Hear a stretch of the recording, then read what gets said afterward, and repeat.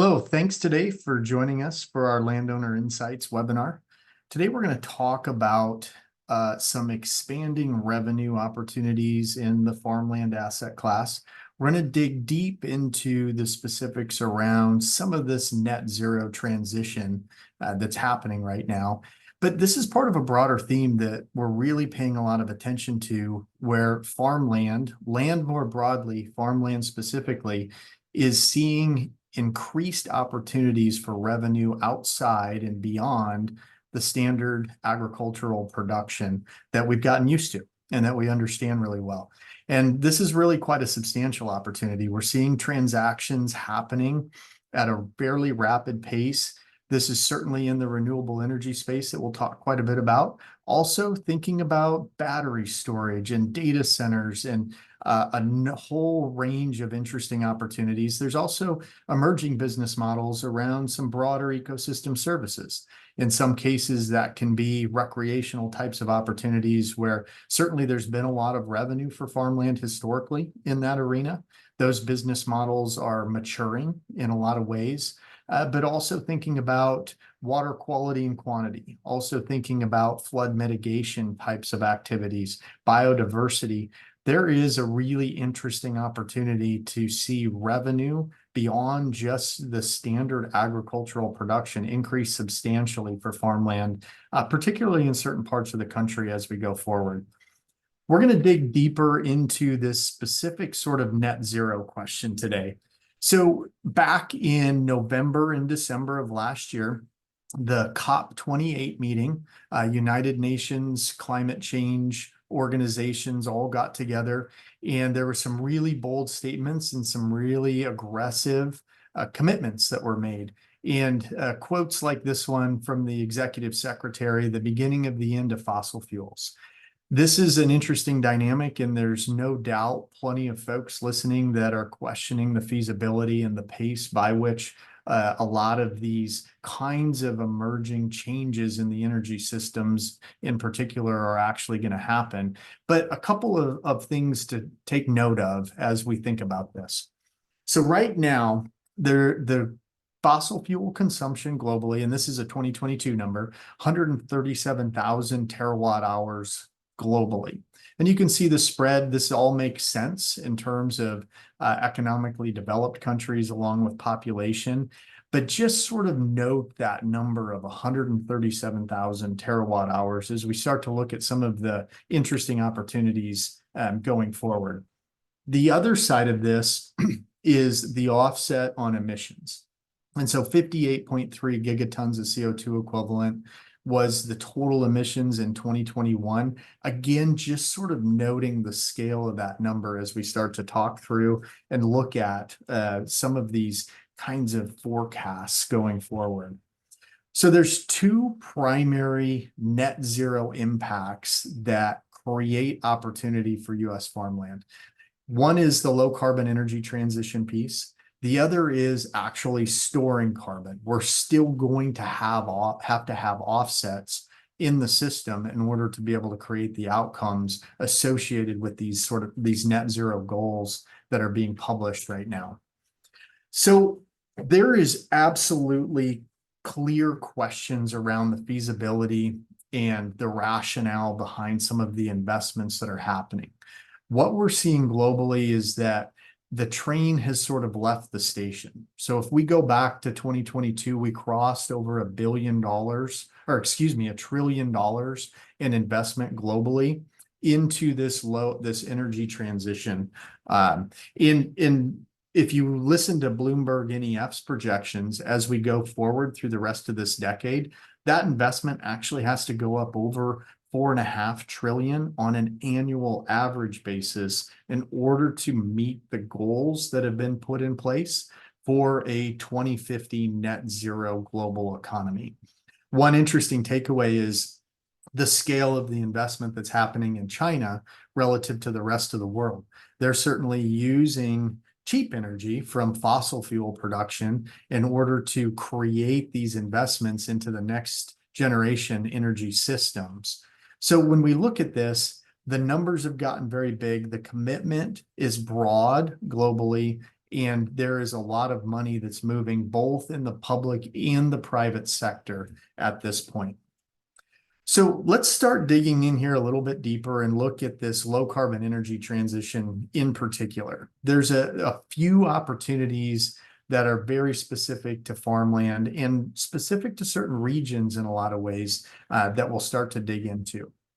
Now, in order to start to evaluate this opportunity, we need to have some assumptions that we're driving to, right? And one thing I want to caveat in a very clear way, these are not forecasts. All of the numbers, all of the scenarios that we start to talk through as we move forward through this talk, these are not forecasts. What we've done is use the Princeton Net Zero America projection on what has to happen. What is the opportunity? It's a techno-economic analysis that will identify where renewable resources are at and then start to put those technologies and systems in place based on that low-cost production. They've done a number of scenarios that have different kinds of policy impacts. We picked their base case scenario, and that is what's driving a lot of these numbers that you'll see as we continue to talk through a little bit. Okay, so let's start to look at wind energy just a little bit. Obviously, a lot of folks working in farmland, we're seeing the emergence of turbines and major wind farms in certain parts of the country on our farmland. There's a lot of additional development contracts that are out being worked right now. We know and have a pretty good read on what the market is interpreting for these revenue streams. So here's our current heat map of wind turbines. You can see it's pretty intense through the southern plains and then again through the Corn Belt. A little over 73,000 active turbines and about 145,000 megawatts of capacity. We think about that capacity going back to the total fossil fuel use number that we saw earlier. Obviously, this is very, very, very small in the big picture. And we're just under about 2 megawatts per turbine. That'll continue to grow as next generation turbines start to emerge. I want to dig in and look a little closer at Iowa. And all of this data is really readily available for us to see where these wind farms are at, how they map into the transmission lines, and actually prospect where we might have assets that have opportunities going forward. Certainly raises our attention in being able to find revenue streams that could be valuable. So if you're driving across I-80 or up or down I-35 across Iowa, it doesn't feel like you go very far before you start to see the next wind farm from the interstate. With that said, there's about 6,300 active turbines in the state, 12,600 megawatts of capacity, and just over 2 megawatts per turbine. So let's start to think about how this projects forward in that Net Zero America study. The figure on the left, we've got one icon represents 100 turbines. So that's our roughly 6,300 turbines. If we roll this forward in their base case study, you can see on the right, that's almost 48,000 turbines across the state. It is very prevalent. There will be a lot of production. This is obviously a lot of lease revenue back to landowners. So how does this play out a little bit more across the country? This is a 2050 map of the number of turbines by state, given that base case Net Zero America projections. And you can see, again, the concentration is sort of maintained where you see that heavier concentration now, and that expands out just a little bit as well. But in the Corn Belt and down into Missouri, you see really, really large numbers of turbines, and certainly Texas will continue to grow in the number of turbines as well. Now, if we take that projection on number of turbines, again, using those Net Zero America study numbers, and we put some basic assumptions that are right around what we're seeing in the marketplace right now on lease rates in some of those contract structures, we can start to create some idea of what the level of revenue is going to be by state. And you can see several states are at or close to $1 billion in additional revenue from this emergence of these wind turbines on an annual basis. This is really hugely impactful to land values when you start stacking this additional revenue in.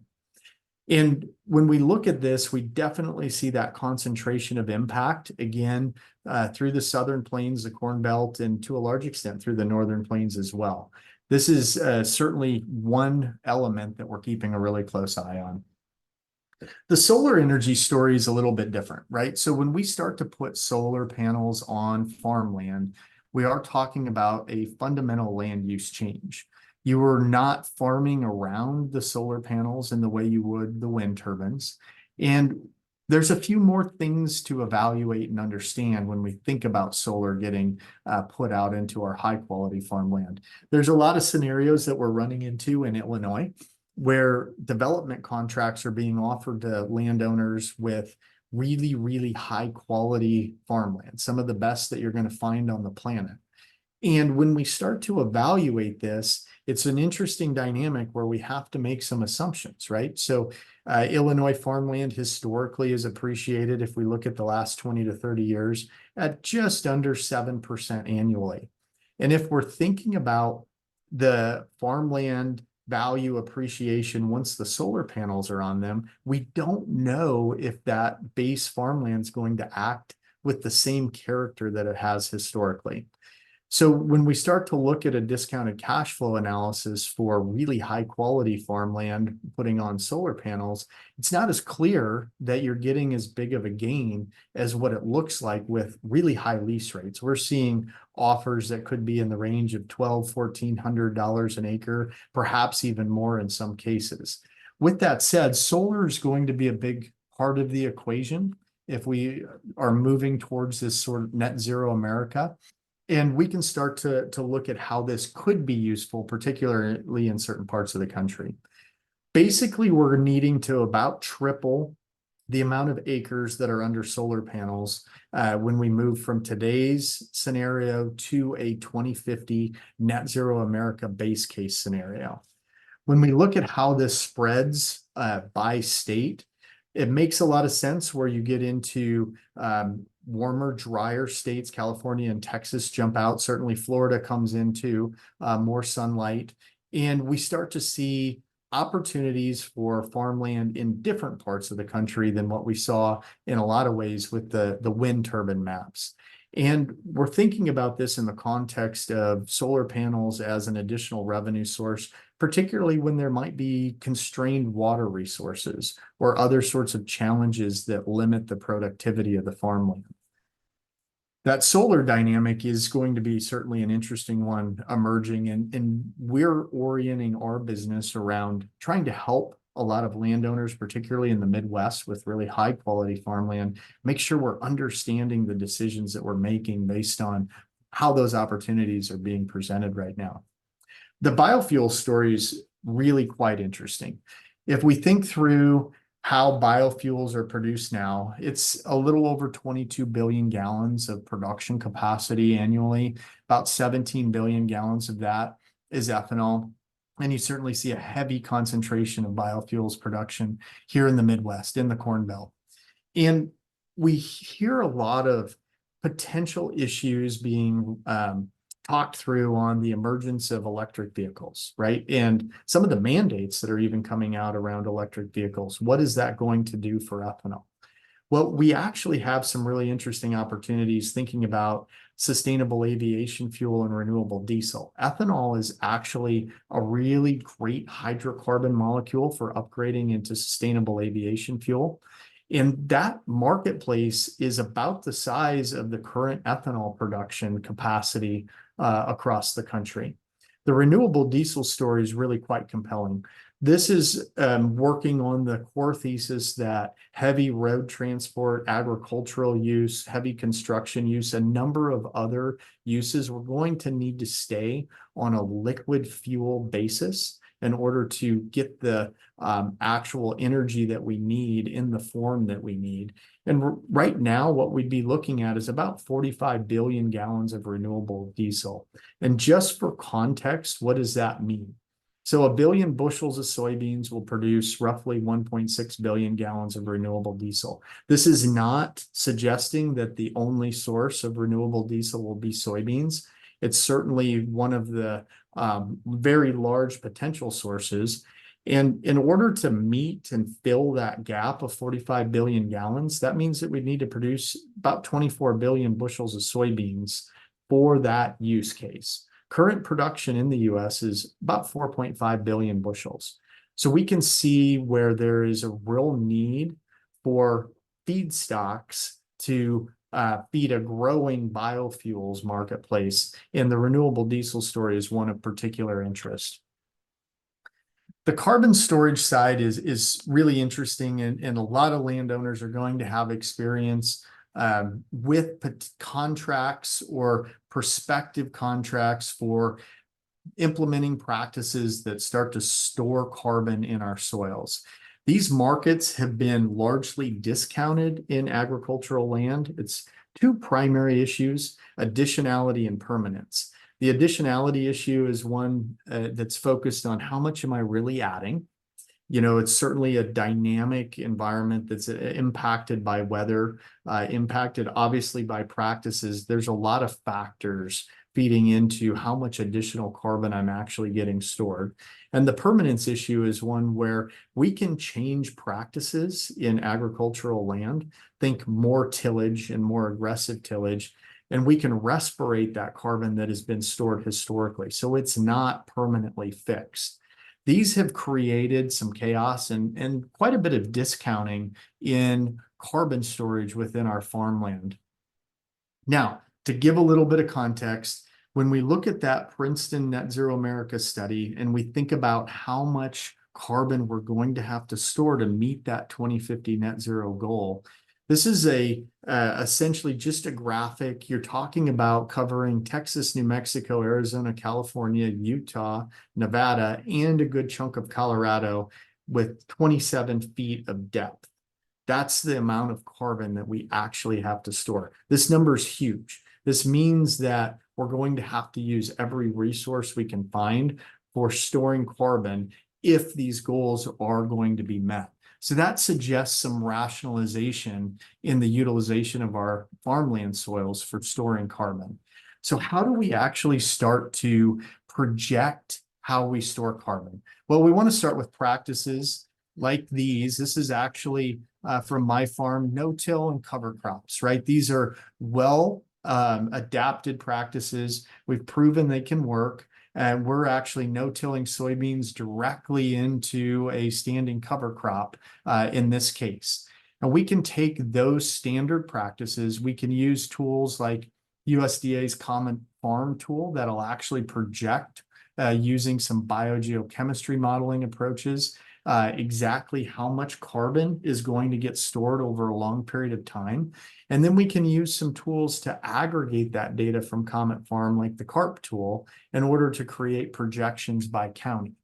And from there, we can start to see how much carbon can we store state by state if we looked at a broad implementation of these kinds of practices like no-till and cover crops. What we see here is, again, a concentration in the Corn Belt and the Northern Plains. And certainly part of this impact is just the sheer quantity of acres of farmland in those regions. But we can start to store substantial amounts of carbon and CO2 equivalents on an annual basis. Then we have to start to think about what is a rational price for that carbon. In this case, what we're projecting here is a $50 per ton payment per ton of carbon stored. And again, we can see Illinois is up over $1 billion a year. A few other states are approaching $1 billion a year in additional revenue from storing that carbon. So as these markets rationalize, this is certainly a really substantial additional revenue opportunity within our US farmland base. Now, that cost of carbon is a question, and subsequently the payment is a question that is really going to impact how quickly this can start to work. And there's a metrics that's released by the EPA from time to time. It's not an annual metric. It moves around a little bit. that's called the social cost of carbon, right? And so this is essentially estimating the economic damages associated with an increase in carbon emissions.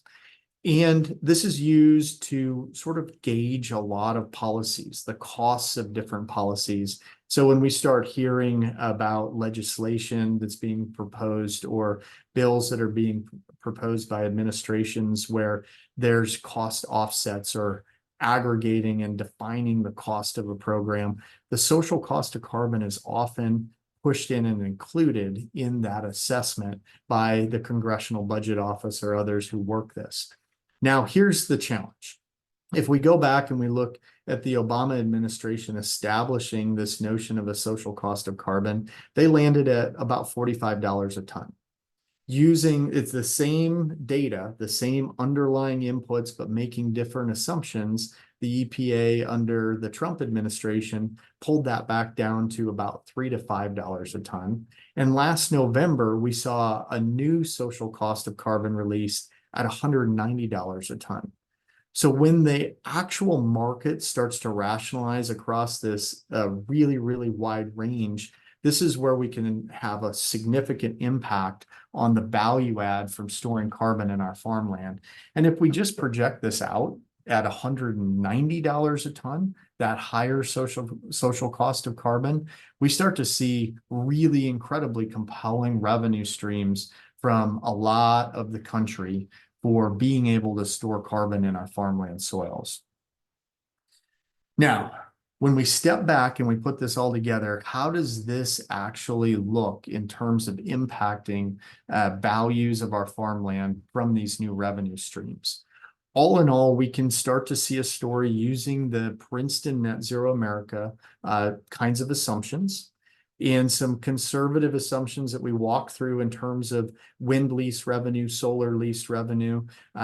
The biofuel side of it is much harder to project. How are those feedstocks going to actually impact net income and subsequent return to ownership of farmland? That is left out of this. But then also being able to take that $50 per ton carbon storage payment.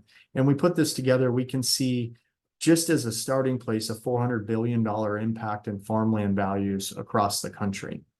This is one component of starting to understand where this expanding revenue story with the specific net zero goals create some opportunity for us.